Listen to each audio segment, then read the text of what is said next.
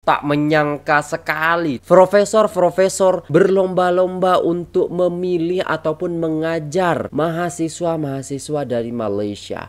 Kok bisa begini guys ya? Seistimewa itukah student ataupun mahasiswa Malaysia di mata profesor dunia? ويحمل الطلاب على أكمل الأدب في حلقته. Profesor memang nak sangat ajar kelas Malaysian. Kenapa pelajar Malaysia yang ada di Mesir itu tergolong elit?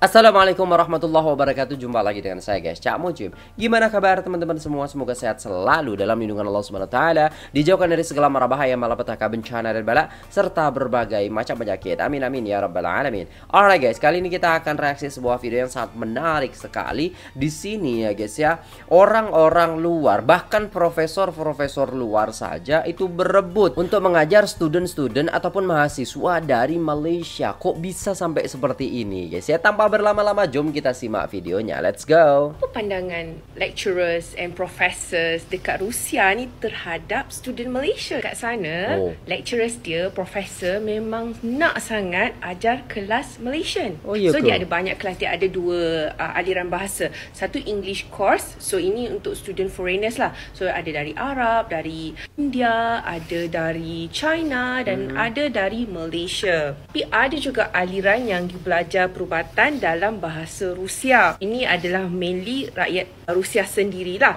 Jadi lecturers selalu bagi tahu yang mereka selalu nak sangat ajar kelas Malaysian. Sebab apa? Sebab kata cikgu-cikgu ni, Malaysia ni baik, sangat hormat. So, lecturer cakap kat depan semua diam saja. Nakal-nakal kita lah, kita rasa kita dah nakal. Sebenarnya rupanya akhlak kita tu standard tau. Hormat pada cikgu, buat homework, kita cakap dengan nada yang very respectful lah.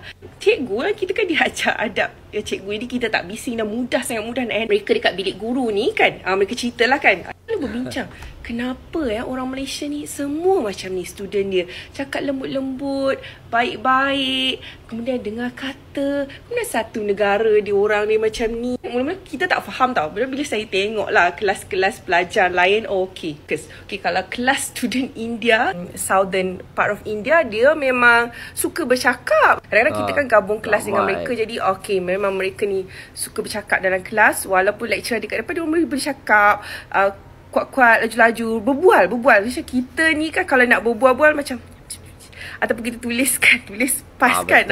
Biasa kita kalau ada profesor ke, ada apa, ada guru kita, pastilah kita macam macam mana ada profesor, tak payah cakap, kita dengar. Macam tu lah adab kita tu, dididik oleh guru-guru kita daripada awal. Itu memang ya agar supaya kita itu menjadi orang yang beradab dan berakhlak. Makanya orang-orang luar itu ketika melihat kita orang-orang yang beradab, orang-orang yang mempunyai adab sopan santun, maka mereka takjub dengan kita seperti itu. Cara kita lah. Asian pula, mereka pun quite juga very loud sebab mereka memang jenis suara kuat. Jadi rupanya itulah pandangan mereka terhadap rakyat Malaysia, orang Malaysia. Lalu dia tanya, mana ya orang Malaysia ni, mak bapak dia, cikgu dia boleh ajar pelajar Malaysia ni bagus-bagus macam ni ya, saya tak faham. Bangga juga kan, tak sia-sialah didikan mak ayah, sistem pendidikan kita dan akhlak dalam Islam menyebabkan kita ni bila pergi sana bawa nama yang baik lah, sentiasa dapat pujian, terutamanya pujian dari segi kerajinan, disiplin dan juga akhlak ketika belajar. Itu saja guys, bye. Anak-anak Pulau Pinang yang menimba ilmu di Mesir kini lebih terbela kerana kini bukan satu tetapi dua asrama disediakan untuk mereka. Wisma Seri Pinang, bangunan bersejarah sejak 1981 yang kian usang dan daif itu bakal dibaik pulih sepenuhnya dengan dana sebanyak RM780,000. Masya Allah, langsung ya diperhatikan. Sedangkan kita kalau di luar negeri ya ada sih konsulat-konsulat ataupun asrama-asrama, tapi kadang memang tidak layak. Pemerintah harus turun juga kayak di Malaysia ini, langsung turun loh. Tapi memang apa namanya ya, Malaysia itu bisa kayak gitu karena memang memperdulikan ataupun perhatian besar kepada pendidikan ya. Masa lawatannya amat berhormat Perdana Menteri Datuk Seri Anwar Ibrahim. Usaha baik pulih ini adalah untuk memastikan keselesaan pelajar di Mesir sentiasa terjaga.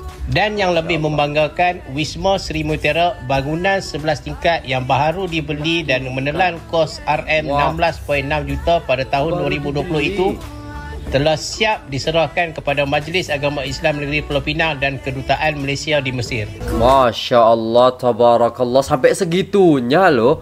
Allahu Akbar. Kedua-dua wisma ini bukan sekadar tempat tinggal tetapi lambang komitmen Kerajaan Negeri Pulau Pinang dan Majlis Agama Islam Negeri untuk memastikan kebajikan dan kejayaan anak-anak di negeri perantauan khususnya di Mesir. Di Mesir ya, sangat-sangat diperhatikan karena di Mesir ini melahirkan ulama-ulama ataupun ustadz-ustadz yang berkualitas guys ya. Ya, kalau udah lulusan Mesir itu kebanyakan memang udah jadi gitu loh guys ya. Teman-teman saya di sini juga banyak yang lulusan Al-Azhar itu Masya Allah tabarakallah, tak diragukan keilmuannya seperti itu ya guys ya. Allahu Akbar. Mesir, Madinah itu Ummul Qura juga Masya Allah tabarakallah, memang hebat-hebat anak-anak yang masuk ke situ ya. Allahu Akbar. Saya tak masuk-masuk.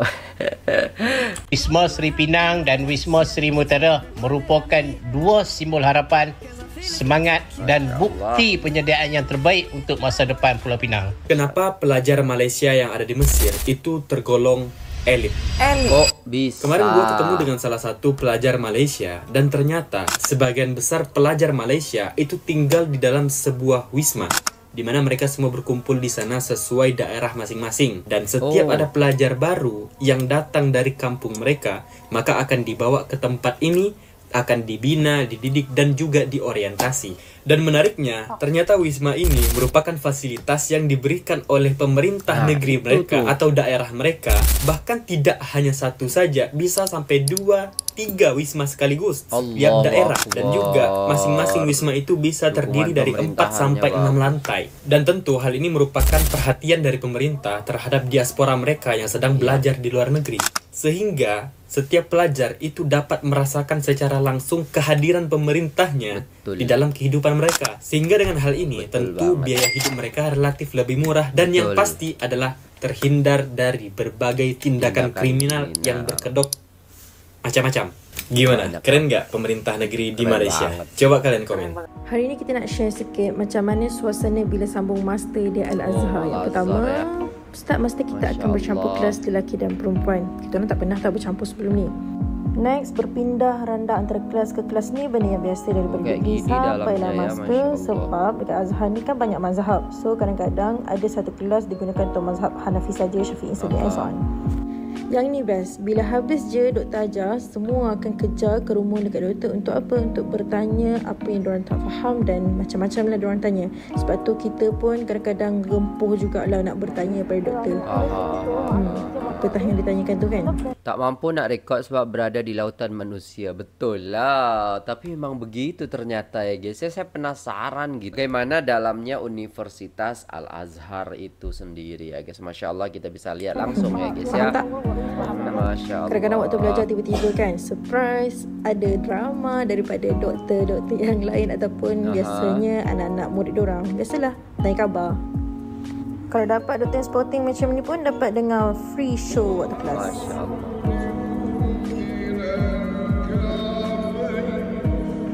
Bila dah lama belajar sampai sakit kepala tu, kita perlukan ketenangan. Macam ni lah. Kan guys?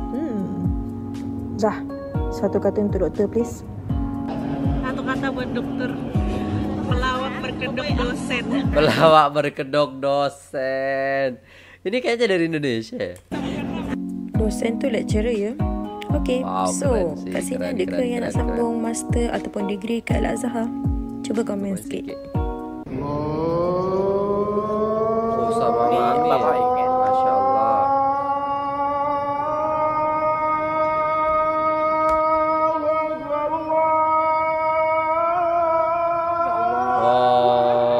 Allahu Akbar, Allahu Akbar. Masya Allah.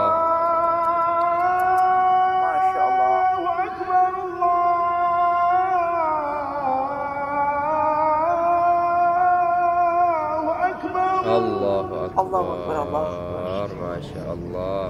Asyhadu an la ilaha illallah.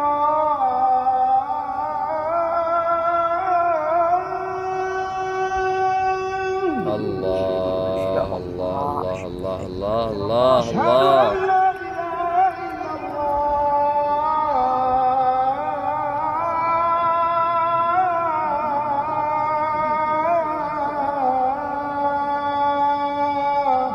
Masya Allah, Masya Allah. Tak habis lah, tak habis. Masya Allah.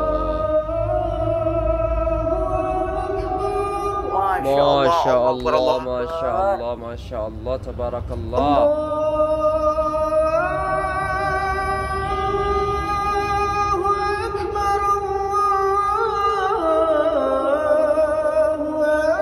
Masya Allah. Allah, Allah. Merinding guys, merinding guys, Masya Allah.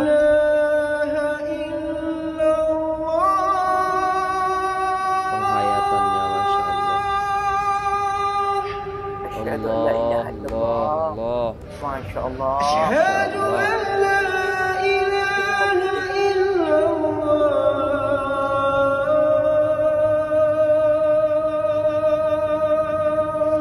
Masya Allah.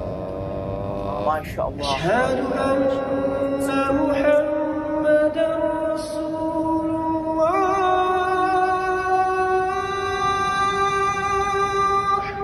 Allah, Allah, Allah. Asyhadu anna Muhammadar Rasulullah.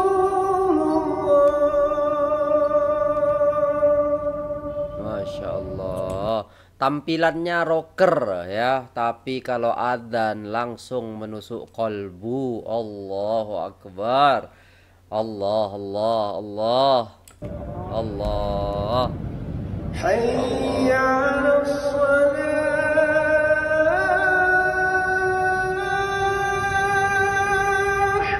Allah. Hayya 'alas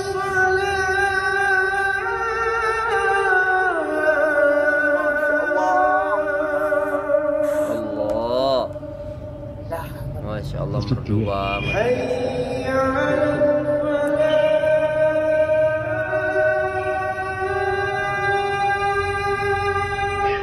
La hawla wa la quwwata illa billah.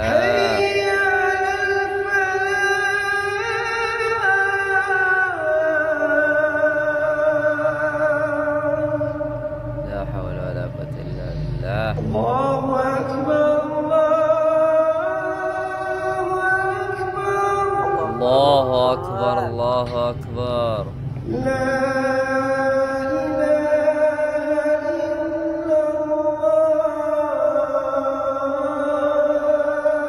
La ilaha illallah Muhammadur Rasulullah. Sejuk, sejuk, sejuk. Suhu di sini 8 darjah Celsius. Waduh, sejuk sangat. Assalamualaikum. Pada malam ni kami berada di Dewan Malaysia Abbasiyah di Kahirah, Mesir, sempena lawatan kerja MARA bersama dengan pejabat-pejabat universiti pada malam ini. Bangunan ini telah dianugerahkan tanahnya oleh Kerajaan Negeri Mesir, Kerajaan Negara Mesir kepada Malaysia. Hampir dari Indonesia juga ada yang dulu kita dah bina bangunan-bangunan kita sendiri untuk tujuan pendidikan dan kebajikan pelajar Malaysia berada di Mesir ini. Dan insyaAllah kita doakan semua pelajar-pelajar kita di Mesir mendapat kejayaan dan memberi kerahmatan kembali kepada negara kita dalam menaikkan kembali imej Islam yang sebenar di Malaysia. InsyaAllah. Ini telaga air. Kata air ini zaman dulu, zaman Rasulullah, ini Zamzam. Ini gudang makanan. Atas rumah Arab zaman dulu tempat penjaga. Ya, ini security room. Oke, silakan sini, mari sini.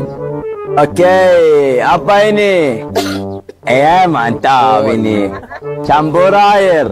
Seperti ini jari bata batu bata. Ini kulit unta. Jadi batu bata. Bahasa Arab girba. Ya mantap. Ini tumbat makan Arab zaman dulu.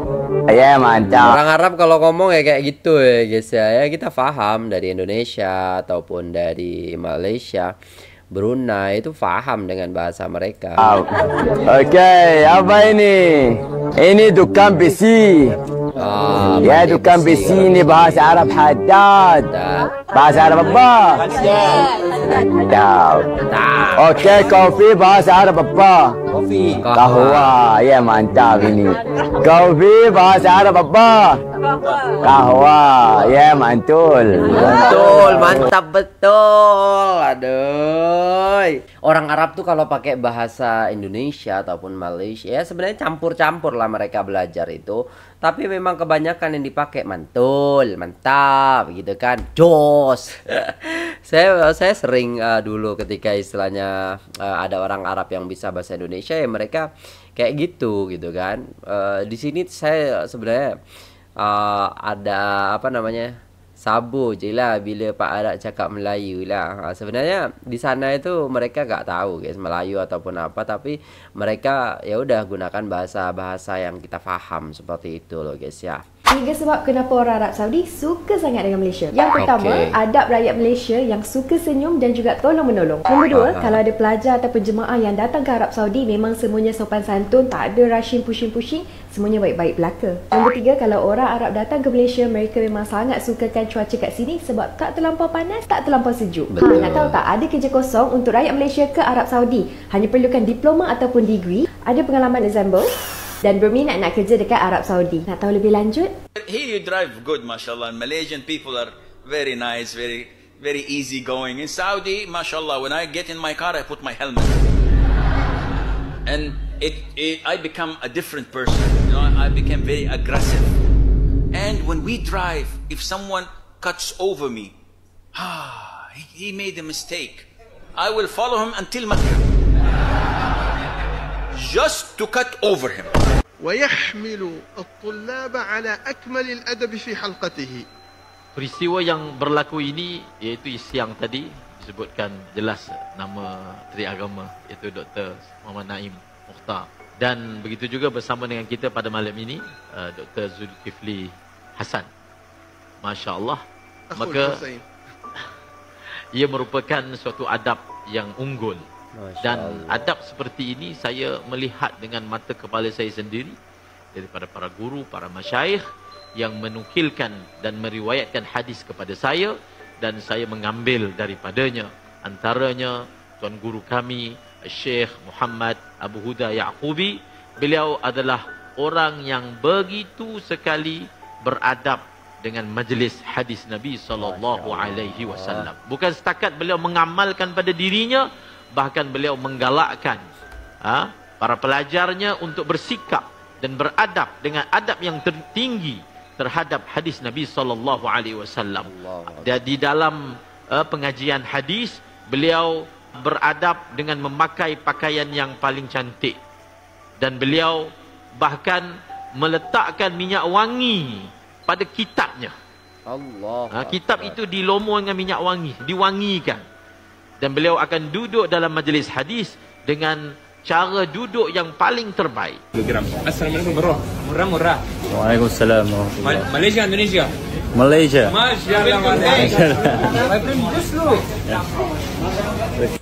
Kalau di Arab, kalau kita istilahnya ditanya Malaysia, Indonesia, Masya Allah, kuis. Indonesia, Malaysia, Masya Allah, kuis, semua lah guys ya.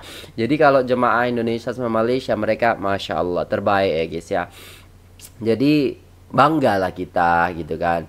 Yang satu rumpun ini yang memang mereka ya memang menyukai kita semua gitu loh guys ya. Alright guys, udah selesai videonya, dan itulah tadi ya guys ya pandangan-pandangan orang luar sana kepada Malaysia, terutamanya kepada student-student. Bahkan profesor-profesor Rusia pun berebut ingin mengajar budak-budak daripada Malaysia. Kok bisa begitu? Ya karena Malaysia dikenal dengan adabnya, dengan akhlaknya.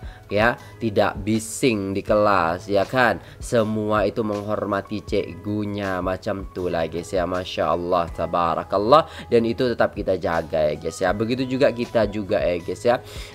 Saya pengalaman dengan kawan-kawan saya yang belajar di Madinah ya, yang belajar di Al-Azhar juga ya guys ya, memang mereka juga istilahnya dekat sekali dengan profesor-profesor itu sendiri ya guys ya. Terutamanya gini, kalau istilahnya ada student daripada Indonesia dan Malaysia, mereka itu pasti berdampingan gitu, katanya seperti itu ya guys ya. Jadi kayak syekhnya itu lebih suka gitu loh. Seperti itu. Jadi apa ya, pernah juga saya istilahnya diceritain itu ketika istilahnya orang-orang yang istilahnya belajar dengan syekh itu, lalu ada orang Indonesia, pasti disuruh maju-maju gitu kan, lebih dekat lagi, seperti itu. Masya Allah. Jadi memang ketika di Arab Saudi juga, ketika di Mekah juga, kita ya guys ya, orang Indonesia dan Malaysia itu belajar di guru yang sama ya, syekh yang sama, dan kita Masya Allah saling merangkul di situ guys ya. Allahu Akbar, indah banget ketika di luar sana. Jadi kita tuh kalau ketemu udah kayak saudara lama gak bertemu lalu bertemu gitu. Itu kayak gitu loh guys ya. Bagaimana hubungan kita orang Indonesia ataupun student-student Indonesia dan juga Malaysia, seperti itu. Cuman bedanya apa? Pemerintah sana itu memperhatikan pendidikannya, memperhatikan pendidikan student-student ataupun tempat-tempat studentnya. Jadi memang lebih mewah sih kalau dari pandangan kita gitu loh. Orang apa namanya, pemerintahannya aja memfasilitasi untuk istilahnya asrama-asramanya, tempat-tempatnya gitu loh guys ya. Itu bedanya kalau kita cari sendiri ya kan. Oke guys, itu dulu videonya. Terima kasih sudah tengok video ini sampai selesai. Jangan lupa like, share, dan subscribe. Saya pamit undur diri. Wassalamualaikum warahmatullahi wabarakatuh.